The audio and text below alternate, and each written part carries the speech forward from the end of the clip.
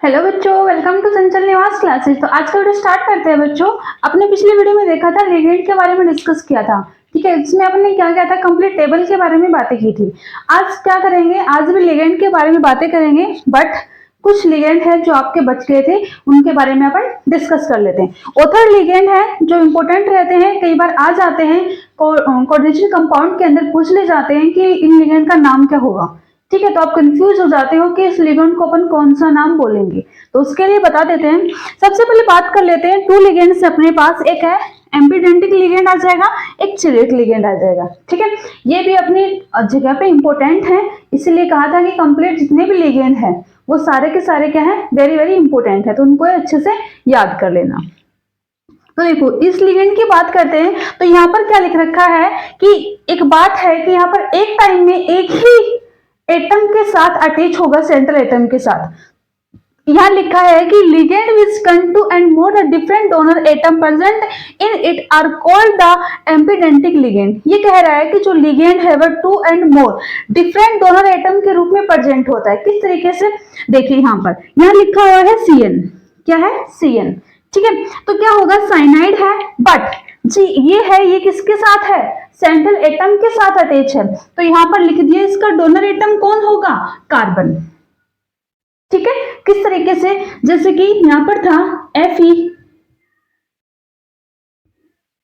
ये एग्जांपल था K4FeCN6। ठीक है, तो इसमें अपन ने क्या किया था कि ये आ गया Fe आ गया, इससे अटैच है CN।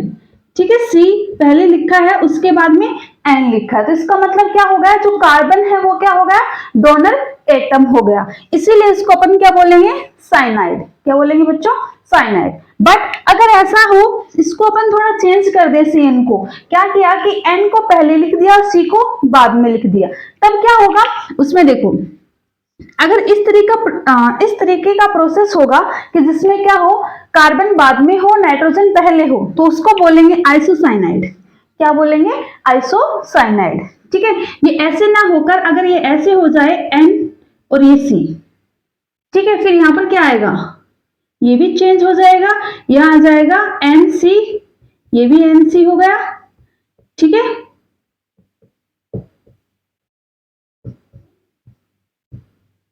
ओके बच्चों, तो इसका जो डोनर एटम है वो क्या हो गया, नाइट्रोजन। ठीक है, इसमें यही चीज बता रखी है कि ligand which can two and the more different donor atom present in it are called ligand. और कह रहा है कि time only one atom can link with the central atom metal. Only एक टाइम में एक ही क्या होगा, लिंक करेगा किसके साथ, सेंट्रल एटम के साथ। ऐसा नहीं है कि एक बार आपने इसी के अंदर क्या किया कि N से अटैच करके दिखा दिया और एक बार C से, नहीं, वो गलत हो जाएगा। ठीक है, अगला देखो, अगला भी इस तरीके से ये एग्जांपल्स है, इनको याद कर लेना, 5 6 7 8। ठीक है, इसमें देखो क्या है, SCN। क्या है अपने पास, SCN। ठीक है, इसको अपन लिख रहे हैं थायोसाइनेटो।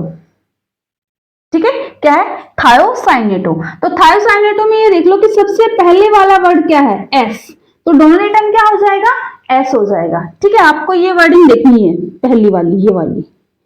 ठीक है, इसमें क्या हो गया, अब इसको उल्टा करके लिख दिया, ओनली चेंज किसको किया, बीच वाले को चेंज नहीं किया, लेफ्ट एंड राइट वाले को चेंज कर दिया। ठीक है, तो चेंज किया तो यहां आ जाएगा NCS। अब डोनर एटम क्या हो गया बच्चों, N। डोनर एटम क्या हो गया, N हो गया। तो अच्छे से समझ में आ रही है चीजें। एम्पीडेंटिक लिगेंड है, इसके एग्जांपल बहुत कम पूछे जाते हैं, बट जब पूछ ले जाते हैं तो इसमें यही कंफ्यूजन रह जाए कि अगर दे दिया आपको NC दे दिया या फिर NCS दे दिया तो आप क्या करोगे, तो उसके लिए ये बताया जा रहा है, आप नाम याद रख लोगे कि इसका आइसोथायोसाइनेटो होगा। ओके, अब अगला है ONO, नाइट्रेटो। ONO, तो इसका जो डोनर एटम होगा वो कौन होगा, ऑक्सीजन, O। ठीक है, यहां पर बात हो गई NO2, नाइट्रो, तो यहां पर N। ठीक है, अगला है NCO, आइसोसाइनेटो, NCO, तो N पहले आया तो उसको अपन क्या बोलेंगे, डोनर एटम। ठीक है, याद रखोगे, यहां पे लिख लेना डोनर एटम, ये भी क्या हो गया इसका, डोनर एटम। ठीक है, ऐसे कोई भी कोऑर्डिनेशन कंपाउंड लेंगे और फिर अपन करके देख लेंगे कि किस तरीके से रिएक्शन करेगा।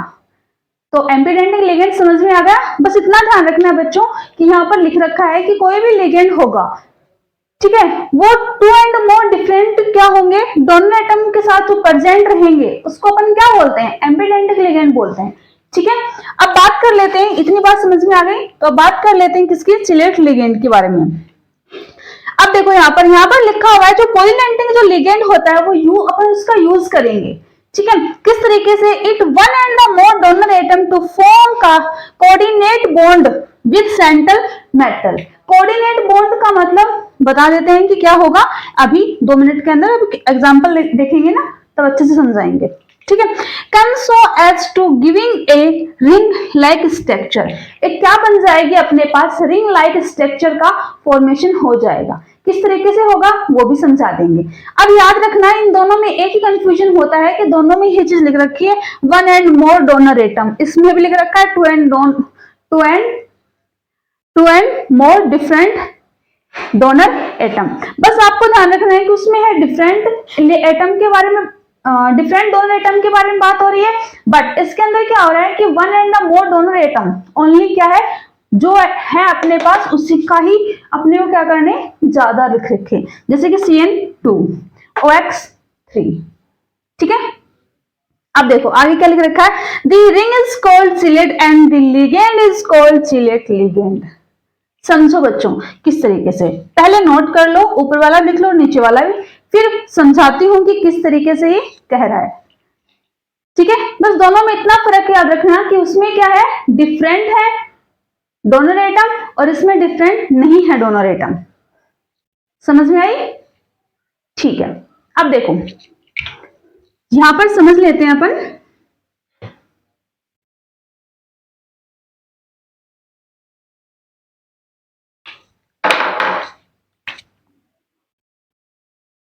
एग्जाम्पल है अपने पास CuEN2, ठीक है, प्लस का 2। ओके, तो मैंने आपको समझाया है कि कोऑर्डिनेशन कंपाउंड को अपन किस तरीके से बॉक्स के बाहर निकालेंगे तो किस तरीके से लिखेंगे। तो समझो यहां पर है Cu, ये हो गया इसका सेंट्रल एटम। ठीक है, तो ये हो गया बीच में En, इथिलीन डाई एमीन, याद रखने हैं इनके नाम भी, इथिलीन डाई एमीन। अब इसका फॉर्मूला क्या होता है सबको पता होना चाहिए, CH2 NH2 NH2, ये होता है इथिलीन डाई एमीन, याद रखना बच्चों। ठीक है, तो आप अब बता देंगे अपन कि किस तरीके से अटैच होगा। देखो कोऑर्डिनेट क्या बनाने हैं, बॉन्ड बनाने हैं, तो बना दो NH2 CH2, ये भी CH2, ये आ जाएगा NH2 और ये इससे अटैच। ठीक है, अब अपने क्या किया कि यहाँ पर ओनली एक को अटैच किया है, अभी दूसरे को भी अटैच करना है। ठीक है, तो किस तरीके से करेंगे, सेम ऐसे ही, देखो ऐसे लिखा, ठीक है, यहां कर दो NH2, यहां भी NH2 और यहां लिख दो CH2 CH2। ठीक है बच्चों, डन है, और कोष्टक 1 प्लस का 2। ठीक है, कर लोगे। अब ये बता दो कि जो En है इसके ऊपर चार्ज कितना था, चार्ज कितना था, न्यूट्रल था, पॉजिटिव था या नेगेटिव था। शुरुआत में करवाया था, सबसे पहले ये चीज समझाई थी कि इनके अंदर कैसा चार्ज प्रेजेंट होगा, न्यूट्रल प्रेजेंट होगा। वापस से सुन लो, कैसा चार्ज होगा, न्यूट्रल चार्ज होगा। ठीक है, तो यहां लिख देती हूं En के ऊपर, यहां पर ये लिख दिया चार्ज न्यूट्रल, बोले तो 0। ठीक है, अब पता चल गया कि चिलेट रिंग का मतलब क्या हो गया, वन एंड मोर, दो, वन से ज्यादा है ना, En के क्या लग गया 2। ठीक है, तो इसलिए यहाँ पर 2 लिखा अपने, डोनर एटम होंगे और वो कोऑर्डिनेट बॉन्ड बनाएंगे, जो कि बना रहे हैं कोऑर्डिनेट बॉन्ड। ठीक है, विद सेंट्रल एटम, किसके साथ बनाएंगे, सेंट्रल एटम के साथ बॉन्ड बनाएंगे। ठीक है, अब बात कर लेते हैं कौन से एग्जाम्पल की, FeOX3। अब देखो स्कोर देख लो, प्रैक्टिस करोगे उतने ही अच्छे से समझ में आएंगी चीजें, बिना प्रैक्टिस के चीजें समझ में नहीं आने वाली। ठीक है, अगला एग्जाम्पल है अपने पास FeOX3, यहां पर 3+। ठीक है, सेंट्रल एटम क्या है Fe, तो सेंट्रल एटम को लिखो मिड में, ये लिख दिया। ठीक है, अब पता है OX का मतलब क्या होता है ऑक्सिलेटो, तो अपने पास फॉर्मूला क्या होता है OX का, बताओ COO माइनस COO। अगर वैसे देखें तो लिखेंगे C2O4 माइनस का 2 प्लस -2 ऑक्सीडेशन स्टेट होती है, मतलब चार्ज कितना होता है इसके ऊपर, याद रखना चार्ज -2। ठीक है, समझ में आ गया कौन सा चार्ज होता है -2। ठीक है, अब देखो यहां पर अपन स्टार्ट कर देते हैं लिखना COO, यहां से ये अटैच हो रहे हैं, ये इधर, अब इसको भी कर देते हैं। ठीक है, अब यहां पर इसको इस तरीके से करेंगे कि कार्बन डबल बॉन्ड O, यहां भी इस तरीके से ना करके अपन ऐसे कर देंगे ऑक्सीजन ऑक्सीजन कार्बन, और ये भी हो जाएगा कार्बन कार्बन ऑक्सीजन। इस तरीके से ऐसे ना करके तुम लोग ऐसे ही कर देना, ये इससे बॉन्ड है, ये इससे ये इससे। ठीक है, कर लोगे, यहां पर क्या कर दो +3। ठीक है, डन है बात, कर लोगे बच्चों, आगे समझ में बात है। ठीक है, अब अपन कर लेते हैं कोऑर्डिनेशन नंबर। ठीक है, अपन ने कोऑर्डिनेशन एंटाइटी की बात की, ठीक है, सभी चीजों की बात की, अब कोऑर्डिनेशन नंबर की बात कर लेती हूँ। ओनली सिंपल चीजें बता देती हूँ कि कोऑर्डिनेशन नंबर अपन किस तरीके से डिफाइन करेंगे। जैसे कि एग्जांपल ले लेते हैं CREN3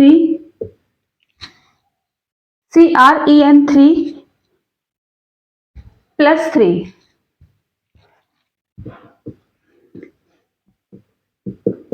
coordination number. Coordination number का मतलब ये होता है बच्चों, जो सेंट्रल एटम के साथ कितने लिगेंड अटैच हैं, कितने सिग्मा बॉन्ड प्रेजेंट हैं, उसी को अपन क्या बोलेंगे कोऑर्डिनेशन नंबर। कितने सिग्मा बॉन्ड प्रेजेंट है, इसके साथ कितने प्रेजेंट है, अब ये बता दो मेरे को। EN के साथ कितने प्रेजेंट है बच्चों, 6 प्रेजेंट है, डबल कर दो, क्योंकि इसका फॉर्मूला क्या होता है इथिलीन डाइएमीन CH2NH2 ठीक है, तो क्या आ जाएंगे 6, कोऑर्डिनेशन नंबर कितने आ जाएंगे 6, और इसको लिखते हैं किससे C.N से। ठीक है, C.N से। अब बात कर लेते हैं नेक्स्ट एग्जांपल की, जो अपन शुरुआत से लेते आ रहे हैं K4FeCN6। ठीक है, इसमें भी क्या देखेंगे कि सेंट्रल एटम से कितने सिग्मा बॉन्ड अटैच हैं, सेंट्रल एटम से कितने सिग्मा बॉन्ड अटैच हैं। अब कहोगे कि मैम इसमें सिग्मा बॉन्ड 6 कैसे आए, अभी बता देते हैं। देखो Cr, ठीक है, यह आ जाएगा NH2 CH2 और ये हो जाएगा NH2। ठीक है, फिर यहां से वापस से क्या आएगा NH2 आ गया, फिर CH2 आ जाएगा, फिर CH2। ठीक है, फॉर्मूला याद होने के बाद कर लोगे ना, कोऑर्डिनेट बॉन्ड बनाएगा ये, फिर से क्या करेंगे NH2 और ये भी NH2, यहाँ CH2 एंड CH2।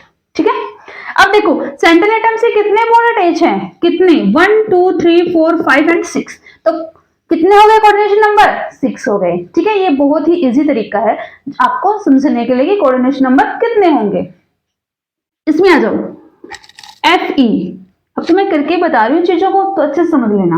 इसमें बता दो कितने 1 2 3 4 5 6, कितने आ गए कोऑर्डिनेशन नंबर 6। यहां देखो Cn है 1 2, ये हो गया Cn। सेंट्रल एटम से कितने सिग्मा बॉन्ड अटैच है बच्चों, यहां देखो 1 2 3 4 5 6, तो यहां पर क्या हो जाएगा कोऑर्डिनेशन नंबर 6। इस तरीके से आपको कोऑर्डिनेशन नंबर का पता करना है कि कितने नंबर पे आएगा, तो कर लोगे आराम से। ठीक है, आई होप कोई दिक्कत नहीं होगी। ओके, और जो ऑक्सीडेशन स्टेट निकालेंगे वो आपको हर एक एग्जांपल से समझाऊंगी, हर एक तरीके से समझाऊंगी, तो उसके लिए वीडियो अलग से बनाएंगे। ठीक है, तो आज के लिए इतना ही, यहाँ तक नोट कर लीजिए, फिर मिलते हैं नेक्स्ट क्लास में।